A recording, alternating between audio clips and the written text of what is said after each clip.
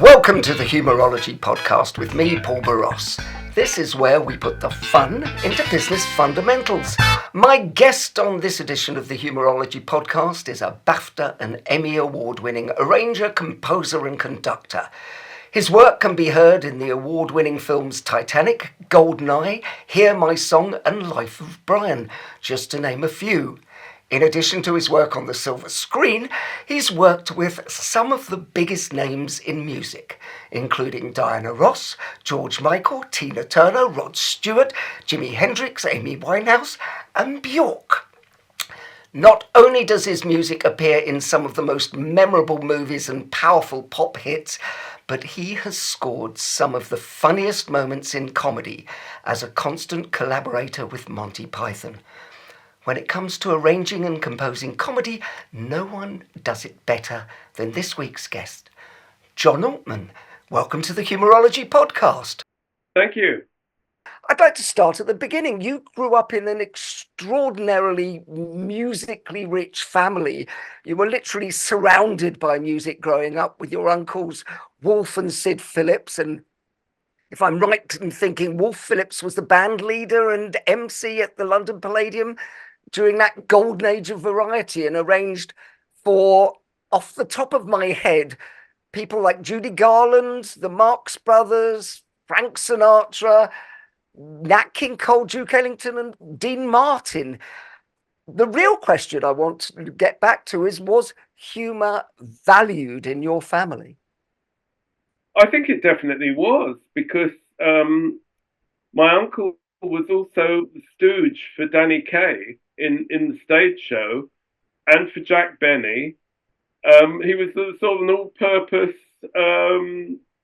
fill-in for comedians. So not only did I grow up with people like Jack Benny coming over to the flat at the time, I got to appreciate people who were funny very, very early on. And the bizarre thing about Jack Benny was that he used to put black boot polish on his bald patch. And my mother would go mad because it would come off on the antimacassars and you couldn't wash it, so it was Jack Benny's coming round, hide the antimacassars. Black. So, I had no idea who any of these people were, obviously, as a 3-4-year-old. It's, Doris Day is the same as the cleaner from down the road. You don't know who they are.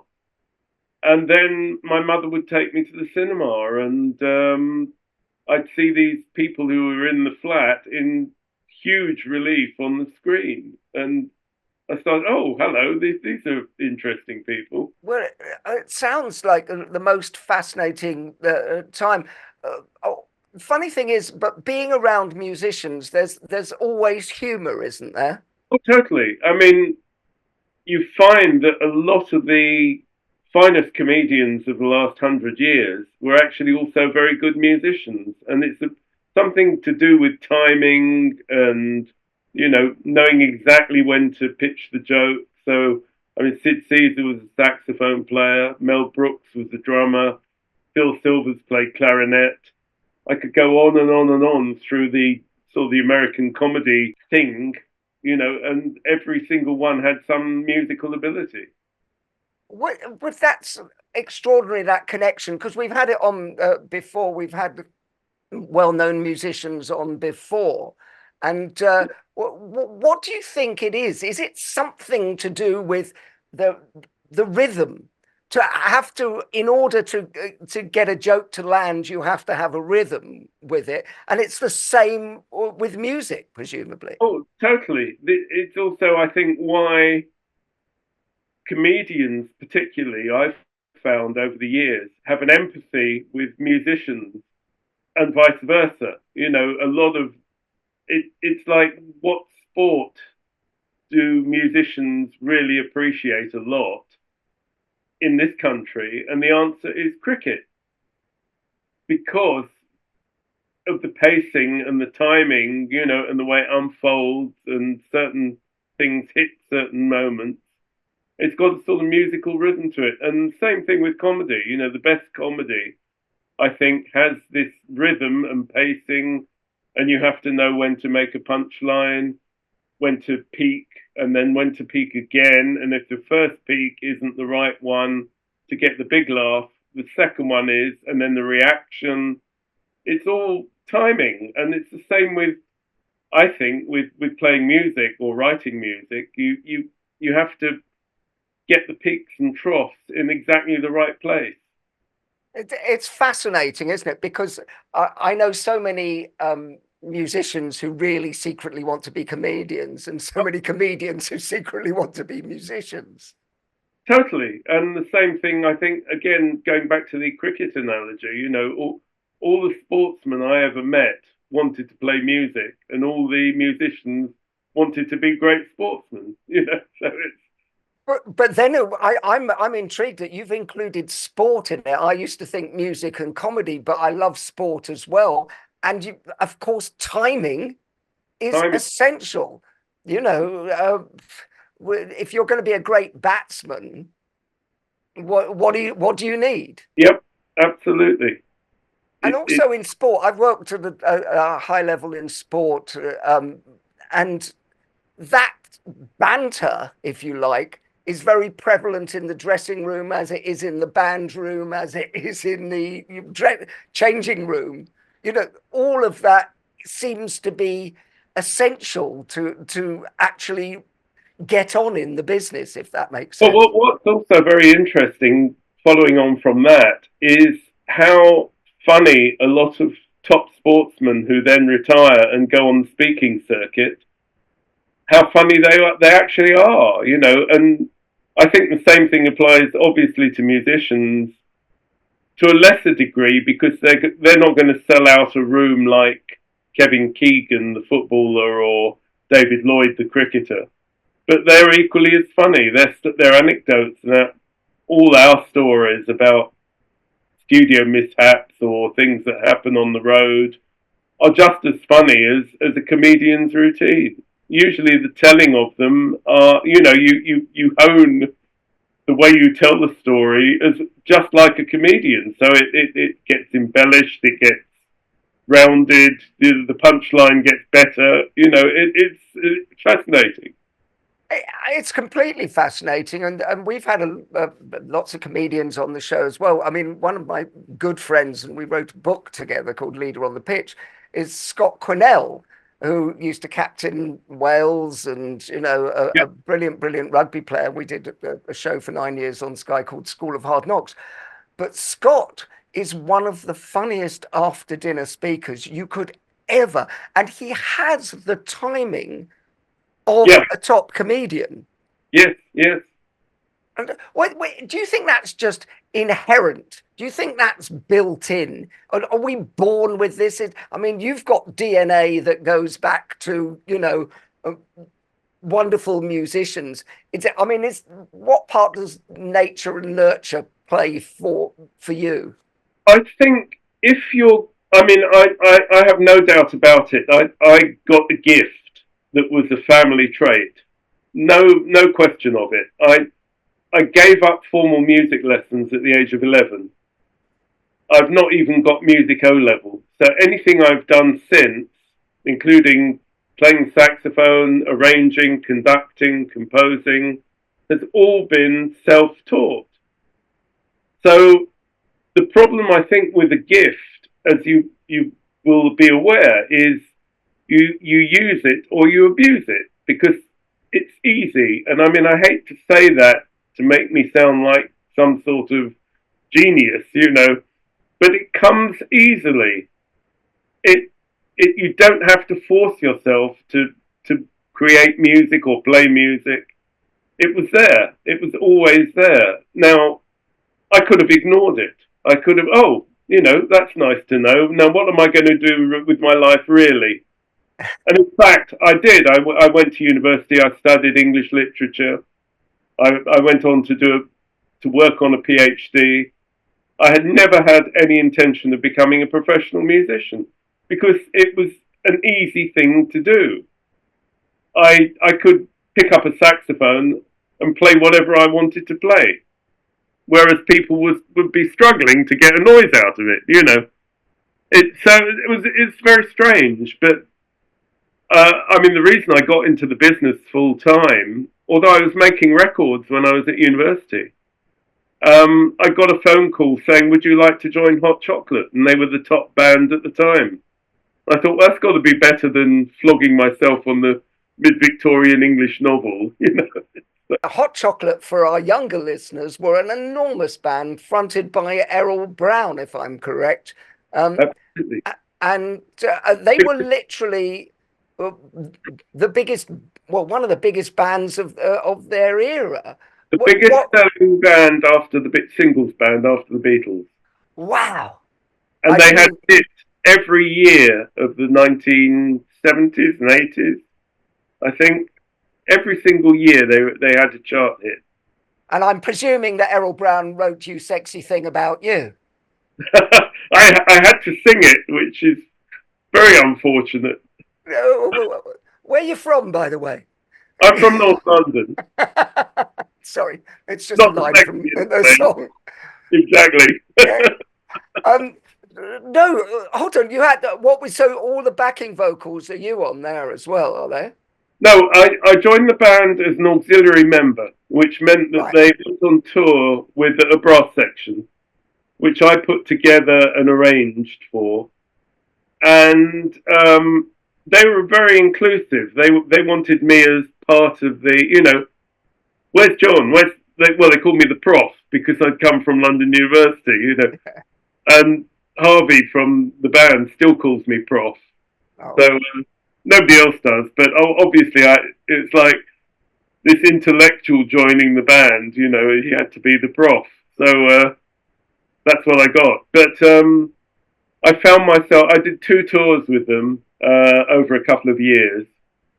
But at the same time, I was starting to do something called takedowns. I don't know if people will know what that is. Well, maybe you could explain for our audience. Well, we're talking about 1976, 77. Bands or acts would come over from the States to do variety TV shows, like the 2 Ronnies or the Marty Kane show or Morecambe and Wise. And they wouldn't bring music with them. They probably didn't even know it existed, because it was all done somewhere else. So the Stylistics or Don Williams or Telly Savalas would materialise in the UK and they'd have to perform their new hit single. So I would get a cassette of the song and I would write down what I heard on the tape and then adapt it for whatever show they were in. Oh my goodness. I started doing a lot of that and I came off the road basically because I was doing that until Van Morrison headhunted me to lead his band. Yeah, you have worked with a series of legends. So if you then factor in the fact that I was working with Monty Python all the way through this time and doing the Ruttles and doing Life of Brian and doing commercials and records, how did I sleep? But it's an extraordinary thing because I'll go back to the takedown stuff. I mean, you described it earlier that it was easy. You could just listen to an arrangement and pick out what was in there. And absolutely, yeah. But that's like a gift from God. I know.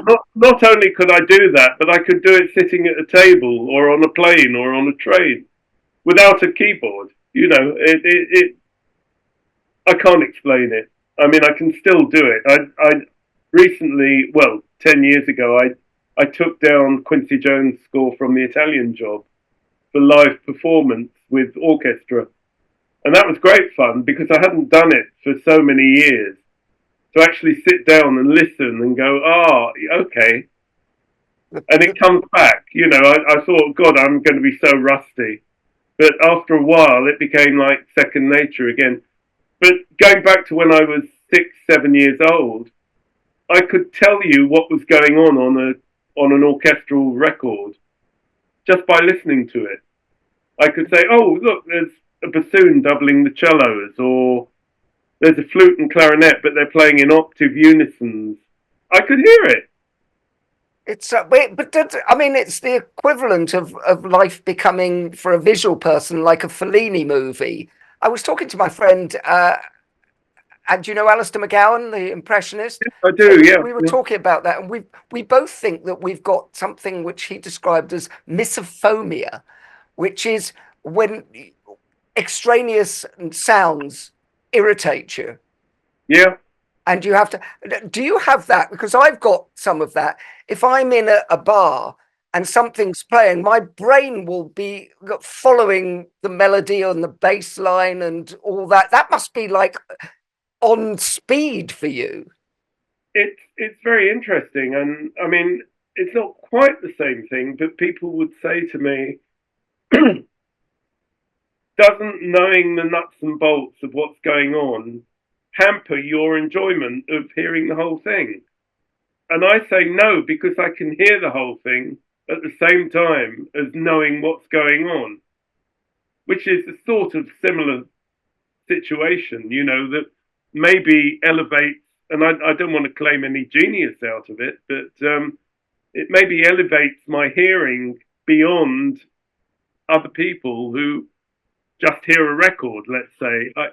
Maybe that's why I can write the arrangement. You know, I don't know. But does it interfere with the way you think? Do you get completely sort of like sidetracked to it, or can you compartmentalize that in your brain and go, oh no, I can do that while I'm still having a conversation with Paul, you know? Yes, I mean, you sort of do get used to compartmentalizing, definitely, and to carrying on, because if I go to the cinema and watch a film, I am sitting there thinking, oh, why did he do that with the music? Why did she write that? Why is the music going there? Oh dear, they've missed a trick there. It's sort of, but it doesn't seem to interfere with actually watching the whole movie. You know, it's a very odd thing. It's a sort of, it's a splitting the brain, isn't it? It's I mean, when I first had to learn to use an earpiece on live television, it was really difficult because the talk back was in there. I have to tell you a funny story, actually.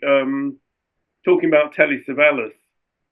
At the time, he was probably the biggest star in the world. You know, everybody knew him. And we went to do Parkinson, and he basically bailed. He said, look, I know I can't sing. You know I can't sing. Why should they know? So I'm sitting at the back with nothing to do. And the floor manager said, well, look, as long as you're here, the other guest is Ingrid Bergman. Maybe you can conduct as time goes by, which we're doing for her, so our musical director can play the piano rather than conduct. I said, yeah, I'll be delighted, you know. So I'm sitting backstage, and it's, you know what backstage is like in the TV studio, you know, all cigarette, discarded coffee cups and, you know, gloomy. I'm sitting there, and I feel two hands on my shoulder. And I look round, and it's Ingrid Bergman. And she says, can I sit with you? I'm terribly lonely in the dressing room. I said, yeah, of course. So we're chatting. What are you doing? I said, I'm conducting as time goes by for you. Oh, how sweet, you know. I get terribly nervous when I come on, so I'll smile at you. If you smile back, I'll be confident. So I go on, and they put me at the piano for a play on. So she walks behind me. So I'm sort of half turning, hoping she'll see me. And then they swap us round. And the reason I'm telling the story is I'm given the headphones to conduct the orchestra. And I'm already like, you know, I mean, I haven't seen the music. I'm nervous. It's Parkinson. Yeah. And the headphones don't work. So the director is going, cue the music. And I'm standing there, you know, cue the music. Cue the bloody music. What's the matter with him? And I'm just standing there beaming, you know. Oh, So no. the floor manager runs up and replaces my headphones with another pair. And they say, okay, off you go.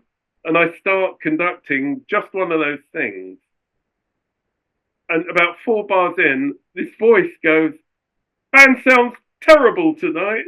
And it's the producer. And for the whole 3 minutes of the song, I get him knocking the band. "Oh, they're speeding up again. I've had enough. I'm going to sack the lot." Oh, no. At the end, I'm completely demoralised, after all this. And I walk into the producer and he goes, "Great show tonight." So that was my first experience of doing the Parkinson show. And then Ingrid Bergman came up and said, "Oh, I smiled at the conductor and this strange man glared at me and it put me off. But then I saw you at the piano and I smiled at your back. You wouldn't have seen it. But I got a video recording and I freeze-framed Ingrid Bergman smiling at my back." There's a claim to fame. Great moments. No, I could go down so many rabbit holes because Telly was one of the funniest people I've ever met. And he told me a wonderful story about filming The Dirty Dozen. Have I got time to tell it? Yes, it's a podcast, of course. Apparently, the cast was, as you know, a great film. Lee Marvin, heaven only knows who else. Ernest Borgnine was in it, wasn't he? Yep. It was Robert Aldrich directed it. And Warner Brothers insisted that a certain singer, who I won't name, be cast in the film because he would sing the opening title song or the end title song. And he had a big hit at the time. And they got on set and he was a diva. He wanted a bigger trailer.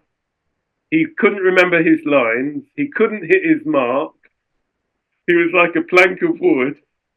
And Robert Aldrich got so exasperated after one particular day's shooting, he turned round to his assistant and said, "For heaven's sake, kill him tomorrow." And that's why, if you see the film, this particular actor is gone in about 3 minutes. Well, you know the film term which I've always loved, which is give the pop star the Spanish Archer. Yes, elbow. Yeah. Elbow. See, only film people will know that. I always love that. It's wonderful, isn't it? Yeah.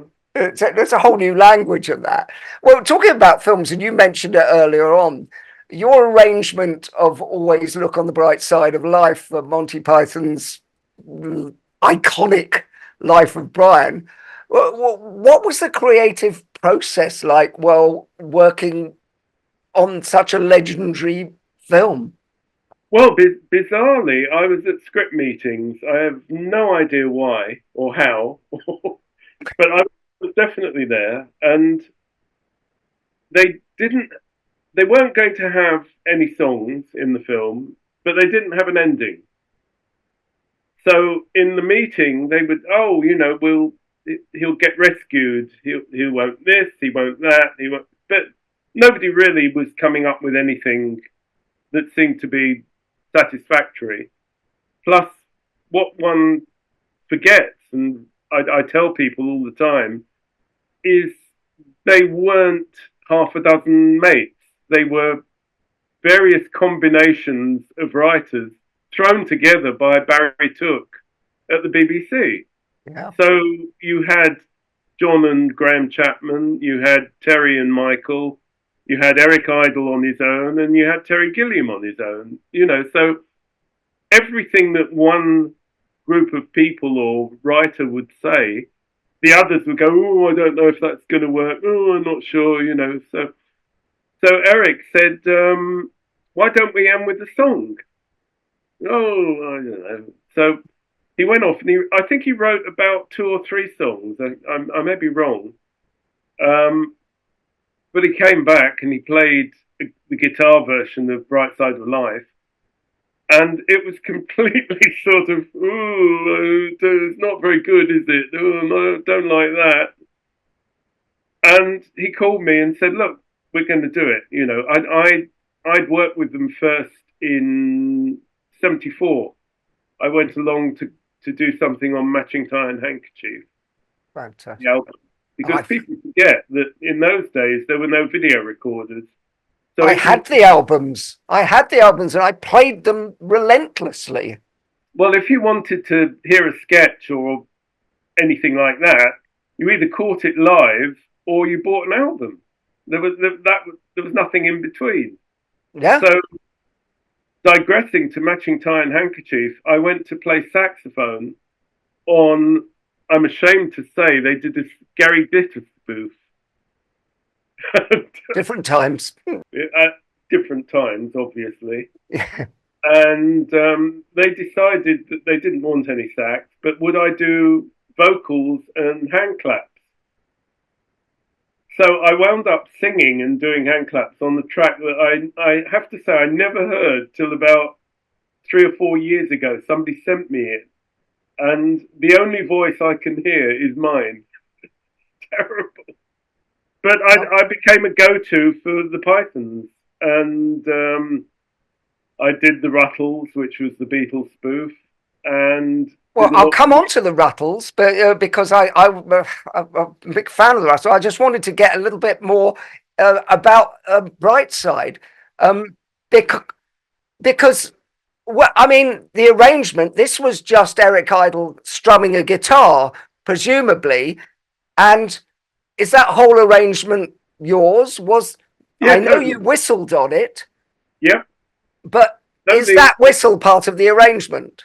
No, the whistle, as far as I remember, and it's quite cloudy, but the whistle was always there. It wasn't me putting it in. I mean, I did it with the Fred Tomlinson singers, but it was always meant to be there. And the only reason I say that is at one point in the arrangement, I thought, oh, people are just going to get fed up with the whistle, so I'll write a little counter melody on the strings. And we recorded it. The idea was to do a sort of Hollywood musical type arrangement of it. And the reason I bring that up is because that little phrase, the record was produced by George Harrison. And George loved my little phrase that I wrote. And whenever I met him, he wouldn't say hello. He'd sing that phrase at me. Oh, my word. So it's a little string phrase that I put in to replace the whistle that goes da-da-dee, da-da-da-da-da-da. That's what he would sing to me. When he mixed the record, he even took the whistle out so that phrase would come through. So if you hear the original single, it's got that phrase rather than the whistling. But we did it a few hours after Keith Moon passed away. Oh. And Keith Moon was supposed to be in Life of Brian. Not a lot of people know that. Oh. He was a drinking buddy of Graham Chapman, who promised him various parts in the film. In fact, almost all the parts that Michael Palin did, like The Leper, and also Terry Gilliam's Prophet, where he's standing there, that was all meant to be Keith Moon. Oh my goodness. I had no idea about that.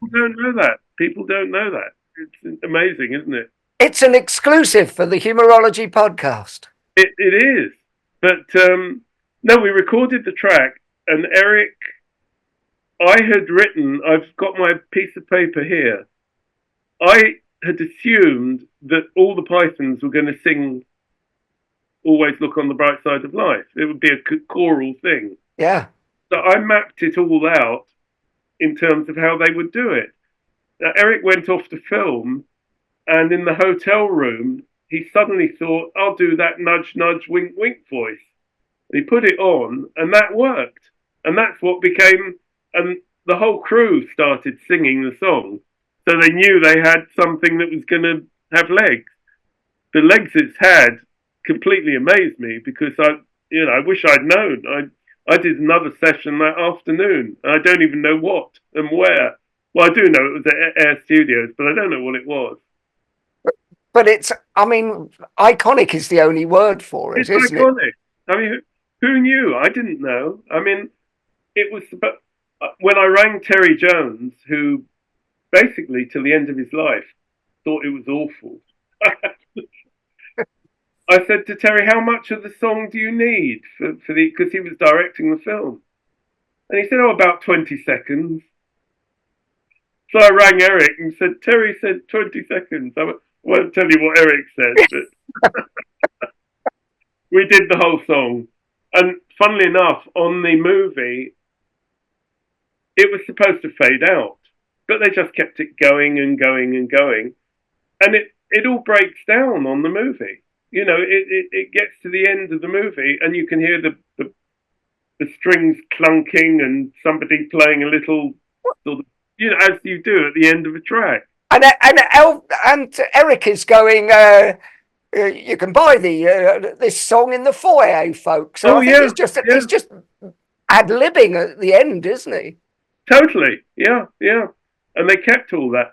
The funny thing is, when I went to the preview, I'll never forget, at the screen on the green in Islington, Eric had messed around with the arrangement, and there was a saxophone and a trumpet solo and no strings, and it's the last thing in the film. So I saw it and I thought, oh, what have they done? They've completely destroyed it, you know, my arrangement, which they're entitled to do, of course. But what happened, which I only found out a few years ago, was George Harrison rang one of the mixers of the film and said, "John's arrangement, put it all back the way it was, please." And that's what he mixed. So that's what everyone knows now, thank heaven. But when we had the premiere of the film, at the end, obviously I'm sort of basking in the fact that it's gone back to how it should be, and everybody is complimenting me on it, you know, and John Cleese comes over and I think he's going to say the same thing, you know. So John walks over to me and says, "Did you see 40 last night?" I said, "Yes, I did." He said, "What did you think of it, honestly?" I said, "It was brilliant." And it was the one with the rat. Oh. And I said, "It was brilliant." He said, "I didn't think the health inspector got it. I wasn't happy with." I said, "I thought he was perfect." I thought, John Cleese is asking me for a critique of 40 Towers. You know, what was that all about? Extraordinary, isn't it? Yeah. You mentioned another one of my favourites, the Ruttles, and I have to say, the perfect pastiche of the Beatles. I mean, it's so on point and accurate. And by the way, there is a connection with this. It's rather sad for me, actually. But I'm friends with Paul Merton, and I was at Paul Merton's second wedding to the now sadly lovely woman Sarah Parkinson, sadly departed. And he loved the Ruttles so much that he reformed the Ruttles to play at the wedding. Now, I don't think Eric did it, as my memory. Oh, but they did get, you know, Barry Wom and Neil, yeah. Yeah, and Neil did it, yeah. God rest his soul. Neil and Paul were very close. Yeah, and it was, well, so how did that actually come about? And I mean, you obviously knew the Beatles songs, and when presumably when Neil wrote them, you could hear all the orchestrations. Yeah, I mean, that's pretty much how it was. As you know, it came about because they did that spoof on Rutland Weekend Television. Yeah. And then when Eric went to do Saturday Night Live, the post bag was enormous. And they thought, oh, we've got something here. Let's make a film. So I got a call from Neil saying, look, we're going to do the whole Beatles story, as it were. Will you do the George Martin? And all the later Beatles tracks, I did. What I did was, because it was so near when the Beatles broke up, it was only 7 years earlier. Yeah, gosh. I knew who played on Beatles records. So, for example, when we did our Penny Lane spoof, I tried to get David Mason, who played on the original record. He couldn't do it, so he recommended Cliff Haynes, who was fantastic. But almost all the cellists had been on Beatles records. No. So I would write stuff that I thought sounded George Martin Beatley, but they would come in and say, "Oh, when we did Beatles sessions, the leader was Freddie Alexander or Bram Martin, and he used to go from that note to that note like this." And he would go, Yeah, what happened? It was very, very odd. ATV, who published the Beatles songs, went after him saying, "You've ripped off Beatles songs."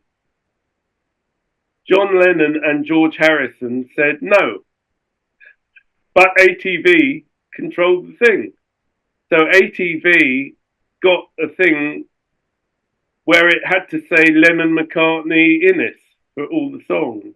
No. And that expired only a few years ago, but it was completely ridiculous, because if you think of parodies and impressionists, it's like saying to an impressionist who does Tommy Cooper, "That sounds like Tommy Cooper."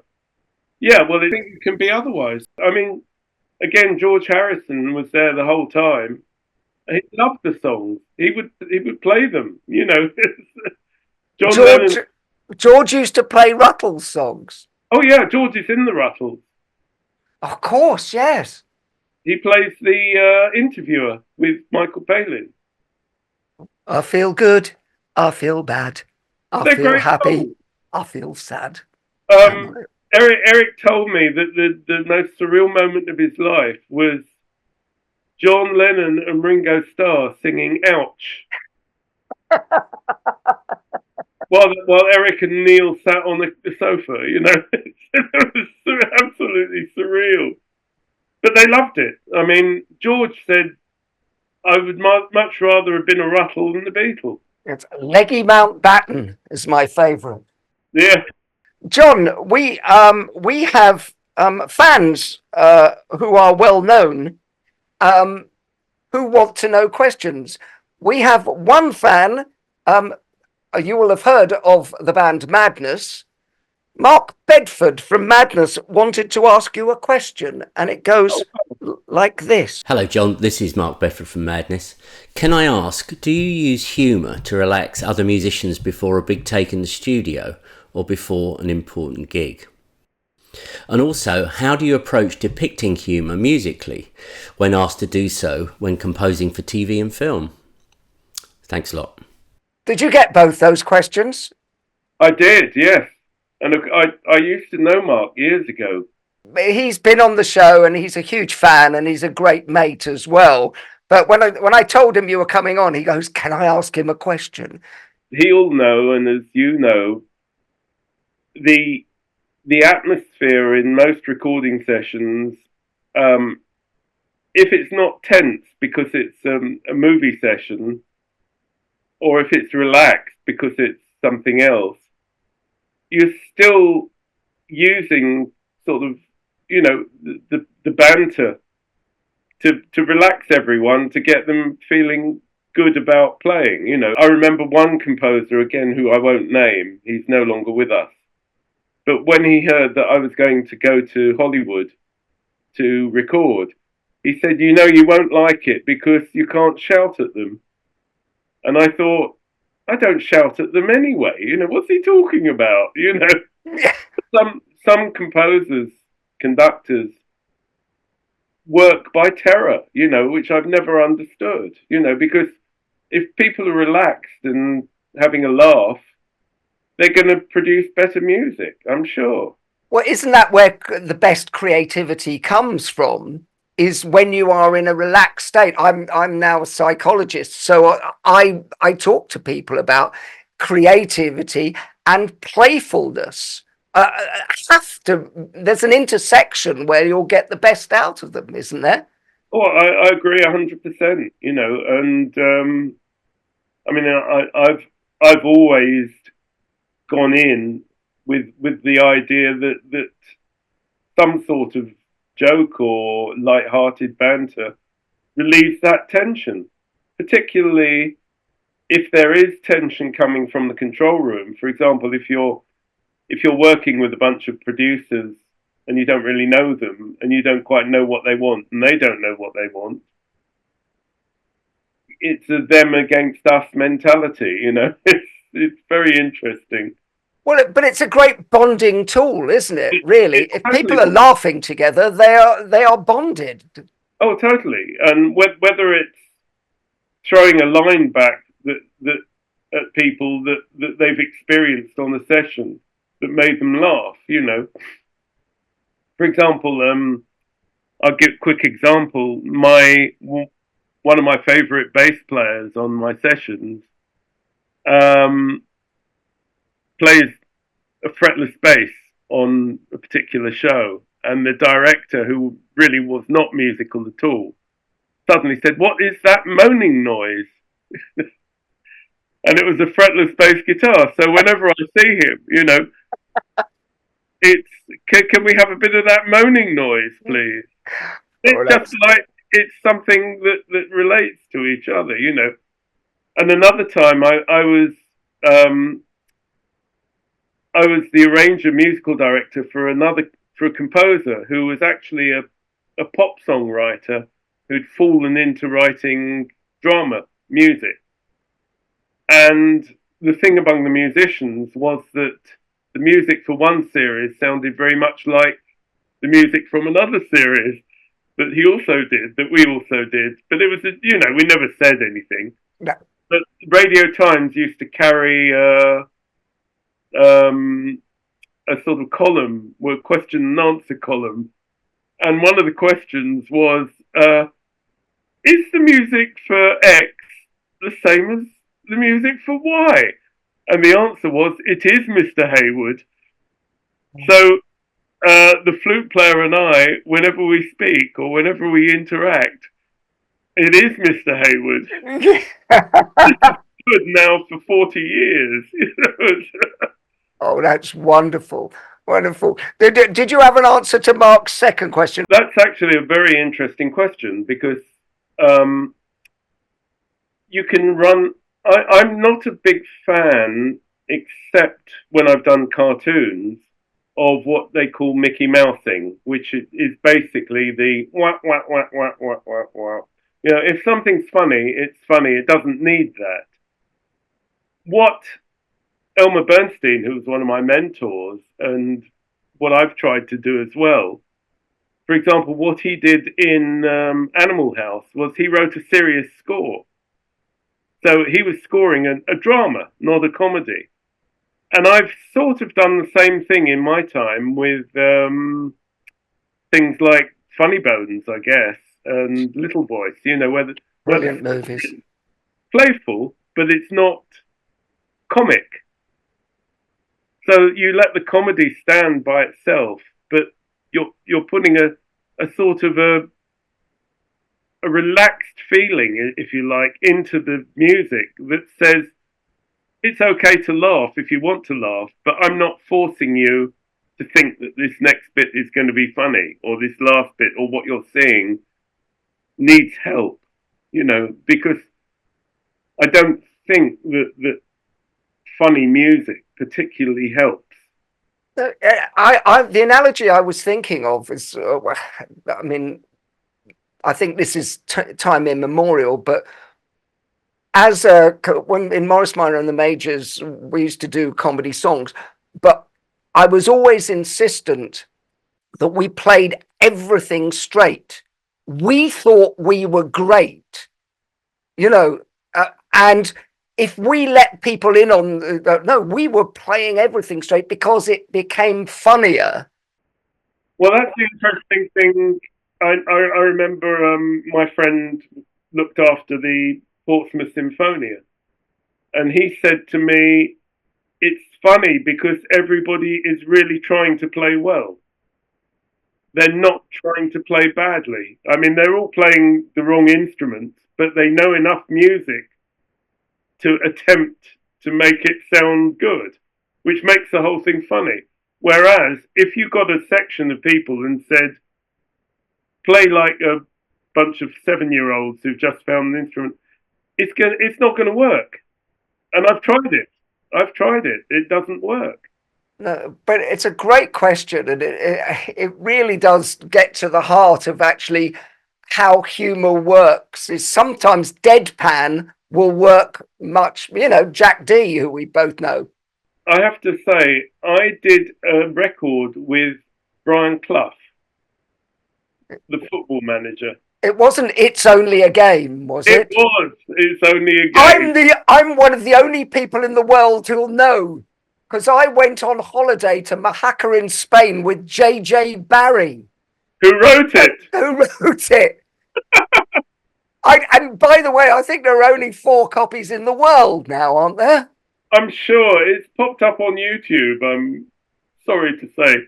What I said in the studio to all the musicians, and I mean, they were A-list musicians, and the backing singers are Carl Wayne, Tony Burrows, Stephanie DeSykes, Claire Torrey, who sang Great Gig in the Sky for Pink Floyd, Kay Garner, Bob Saker. It's an incredible lineup of top session singers. And I said to all the musicians and all the singers, this is only ever going to work if you take it 100% seriously.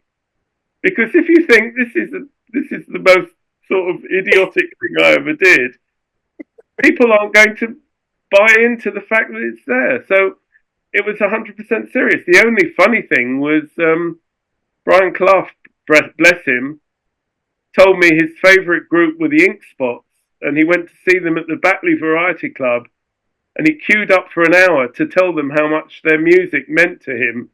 I didn't have the heart to tell him that most of them weren't born when the Ink Spots were playing. I can sing the song, which just shows it's only a game. It's only a game. Blood drives the population near insane. It's only a sport. And then Brian goes, a wonderful sport. Yeah, Cluffy here. The population's giving it support. I was never sure of that lyric. You can't win them all. There was the other side. It is hilarious, though. Well, the funny thing, and I mean, bless him, I'm not knocking J.J. Barry, but he didn't understand the rules of football.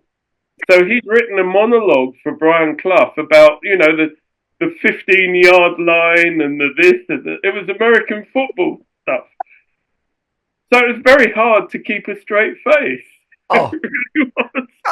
Hilarious. And of course, for our listeners, J.J. Barry had a #1 hit for 6 weeks. No charge. No charge. I think Vicky Brown actually was also on the record. Oh God, that's hilarious! Sorry, you and I are going to have to do a long lunch with all this kind of stuff. Oh, by the way, this is an aside. We used to share the same agent, Roger Hancock. Do you want to hear a funny story about Roger Hancock? Oh, yes, please. I got my first American movie on the back of Hear My Song. And I went to Hollywood to do a film with Lloyd Bridges and Brian Brown and Roma Downey, and Roger gave me his condo in the Valley. The Valley, yeah. Now, for this movie, I had a PA. This is only Hollywood. My PA had his own TV series, a blacked-out sports car convertible, and stalkers. And this is the guy who went to get pizzas for me. I'm hungry. Bring me a pizza. So all there was in the condo were pneumatic tapes of Hancock's Half Hour. And this is 1991, actually. We should explain to our listener that Roger Hancock was Tony Hancock's brother, who sounded almost identical to him. Identical on the phone. Oh, yeah. Disconcerting.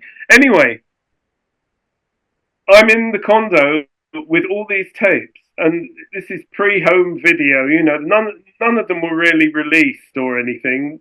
People knew the Blood Donor and the Radio Ham and all those classics, but the bulk of them, like the Alpine Holiday and the Train Journey, nobody had ever seen. So I said to Roger, why don't you release them? He said, oh, they need a lot of work. They're slow and they're timed for 50s TV. Okay, so I'm sitting with my 21-year-old PA, and I said to him, do you fancy watching a Hancock's Half Hour? He said, what's that? I said, well, I explained Tony Hancock, and okay, he never really travelled to America. I put on the bedsit, the one where he's alone. He loved it. He said, can I bring some friends?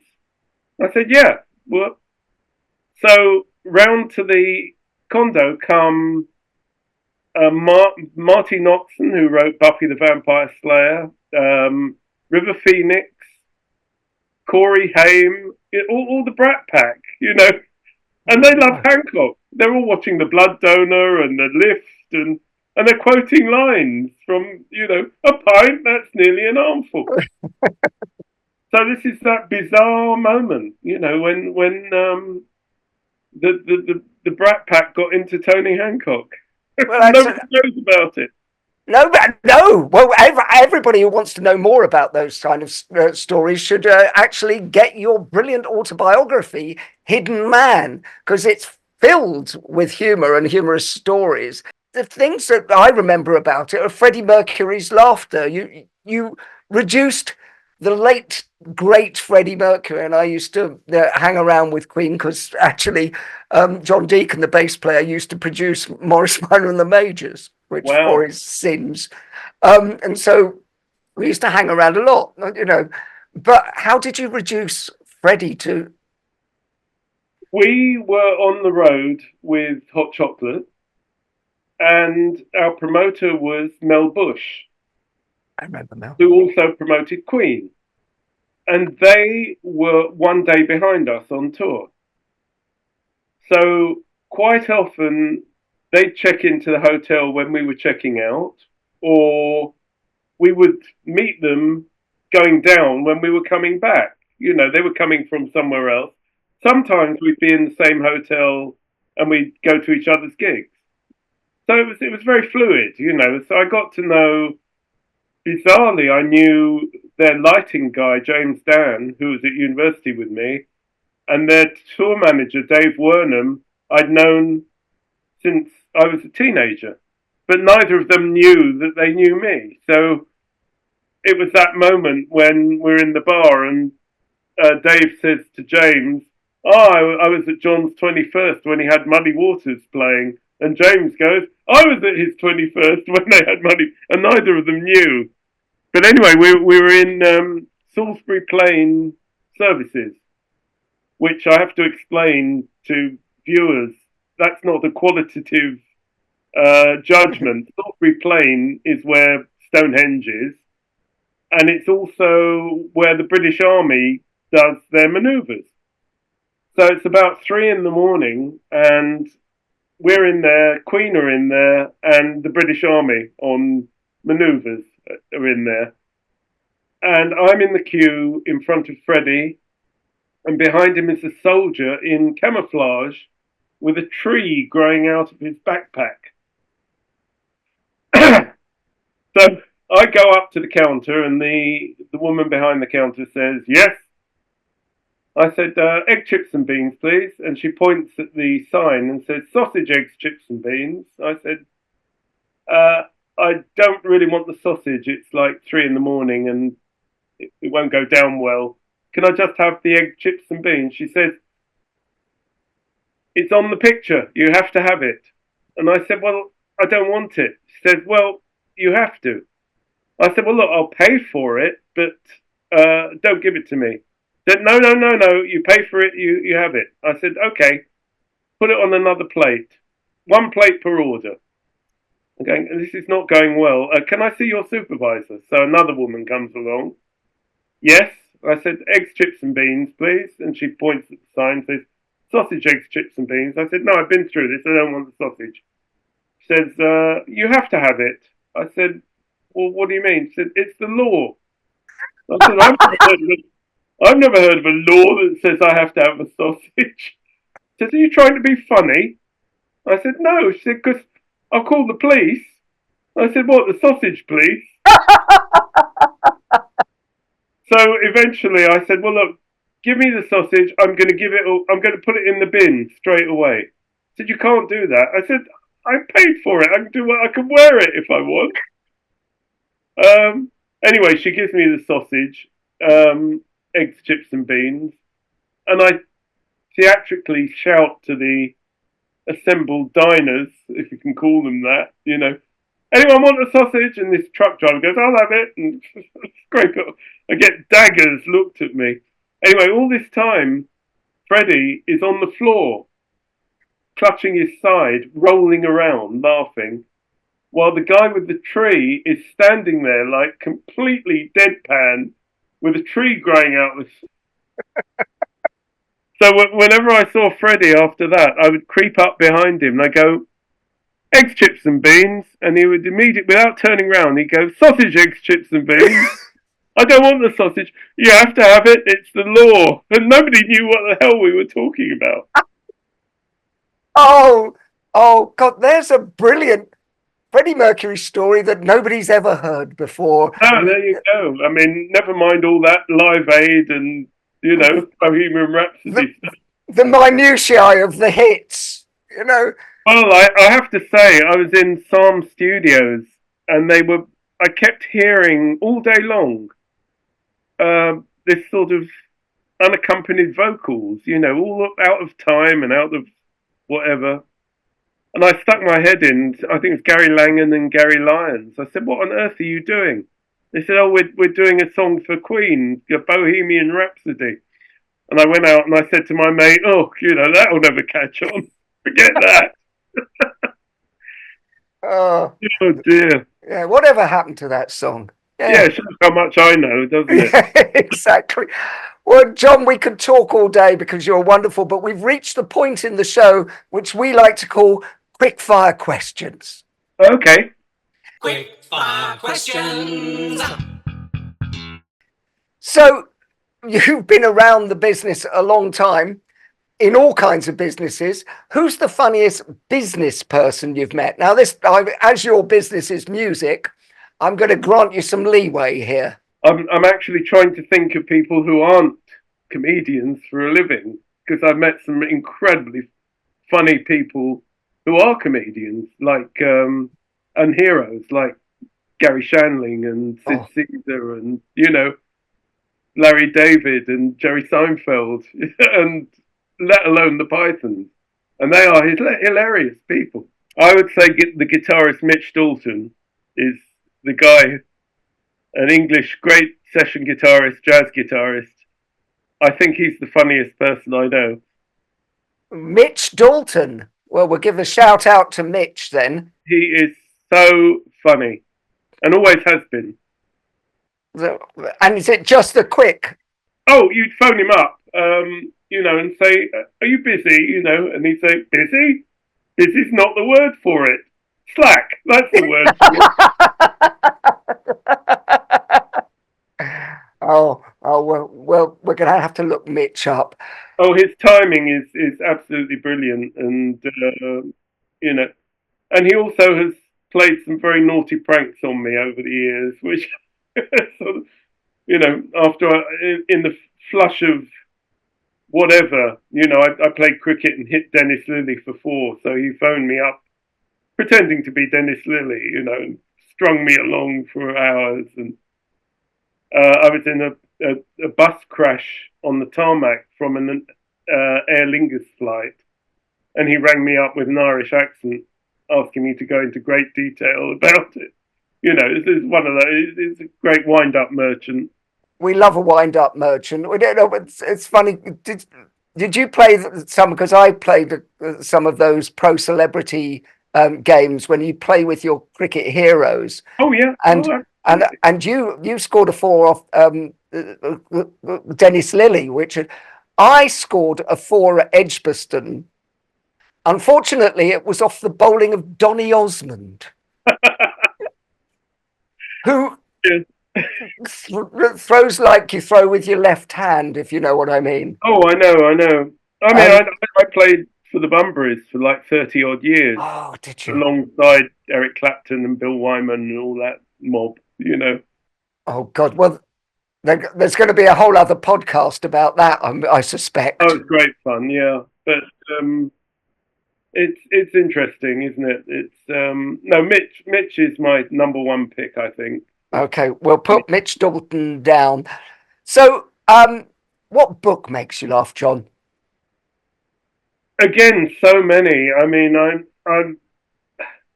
I think my literary background makes me want to be all highfalutin and say Pickwick Papers or any Dickens novel, you know, where even the dark ones have got wonderfully comic moments in them. So I'd probably say that. But I mean, if I were actually being serious, I'd probably say like Gary Shandling's autobiography or something. Oh, that's brilliant. And have you also read Born Standing Up? No. Oh, well, yeah. I'll send you a copy as a gift for being on the show. I was talking to Gary Shandling once, and I said because our birth dates were about a week apart. And I said, you know, I was actually due on the day you were born, but I was a week late. And immediately he said, oh, if I'd have known, I'd have waited for you. He was so quick. I spent some time with him. I'm very good friends with a comedian called Paul Provenza. I know. You know Provenza. And funny enough, I was just in Los Angeles with him a few weeks ago.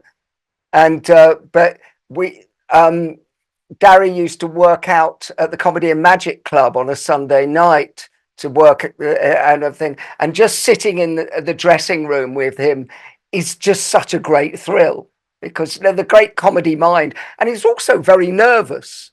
I did a gig once, and Robin Williams came backstage. There were four of us, and he did 40 minutes to us, four people. And I said to the other guys in the band, I said, well, I think he's very troubled, you know, because that was the impression I got. However, again, going on that routine of those people, I used to play in the house band at Seinfeld. Oh. Only because I wanted to watch them film the thing. Gosh. And in fact, Michael Richards got me my first apartment in LA. Oh my God, that's an extraordinary story. Comedy connections abound, you know. Oh, absolutely. And you talked to Robin Williams, but we used to play the Comedy Store with the Calypso Twins, me and Ainsley, Harriet, and obviously Morris Minor Majors. But when Robin was in town, he would always come down to the store and work out. Yeah. And he used to come in the dressing room and already go, hey, guys, it's lovely to see you. How are you doing? Do you mind if I do a 5? And then you go, no, that's fine, Robin. He would go on and he would do 45 and just, I mean, slay the audience.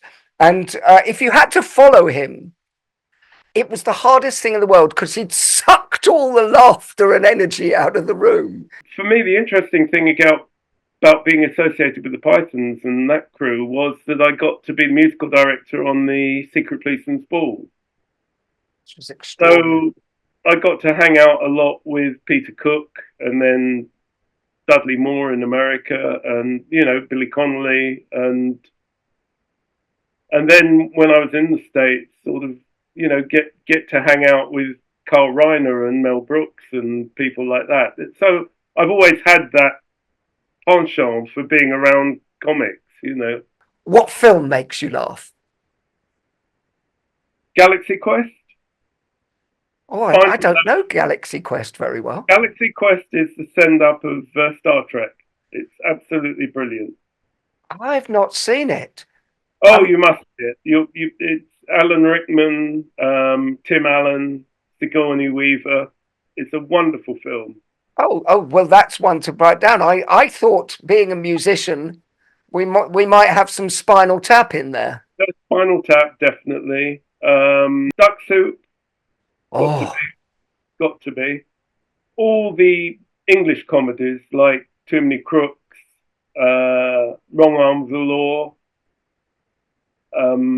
School for Scoundrels, Oh, I was just about to say School for Scoundrels. It's one of my favourites. and anything with Terry Thomas and Peter Sellers, I think. That era. Oh, perfect. What word makes you laugh, John? I guess anti-disestablishmentarianism, I think. Okay. Why would anybody think of a word like that? Or when Freddie was about, sausages. Sausages, definitely. We're going to take a quick shift to the other side and ask what's not funny. Well, a number of current sitcoms that I probably wouldn't dare to name in case I know the people involved. But I'll tell you what wasn't funny was when Peter Cook tried to do a chat show, an evening chat show, which was probably the most painful experience I've ever experienced. Yeah. But do you think that anything should be allowed to be used in comedy and humour generally? It's finding the right level, isn't it, between being offensive and, whether it's sort of non-PC or whatever, and being downright nasty. I find it difficult to define, what's offensive and what's not offensive. It's very hard. Well, it is. I think we had Jimmy Mulville, who you probably know, Jimmy, on the show, and he said something very interesting. He said now he's not allowed to have a racist character on. And he goes, the whole point of having the character on would be so they were shown up for their racism. But before it gets to that denouement, people are up in arms. And he goes, something like Till Death would never have got on. It would never go now. Never go, would it? And I mean, if you take that further, I mean, I remember the John Thompson character, Bernard Wrighton. Right. I'm sure you remember that. Of course. That's 30 years ago, but it's quite prophetic, because it's the Bernard Manning figure, but it's PC. Everything is PC. Yeah, an Englishman, a Scotsman, and a Pakistani go into a bar and they have a lovely drink and all get on really well. That was it, yeah. You're a man who's worked with sound all your life. What sound makes you laugh?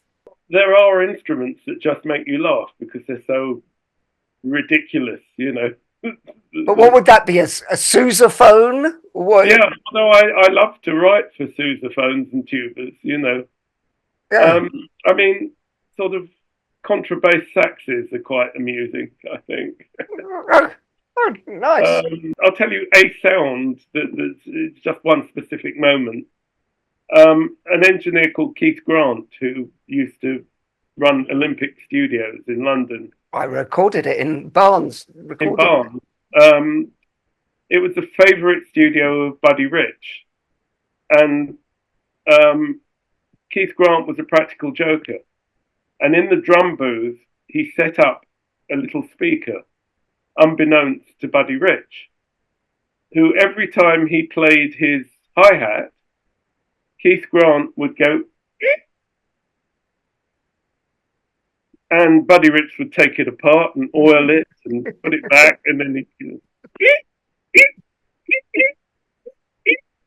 and he would go, and I mean, it's silly, but I thought it was hilariously funny to imagine this sort of tyro, this sort of terrifying figure of Buddy Rich being completely puzzled by what's going on his hi-hat.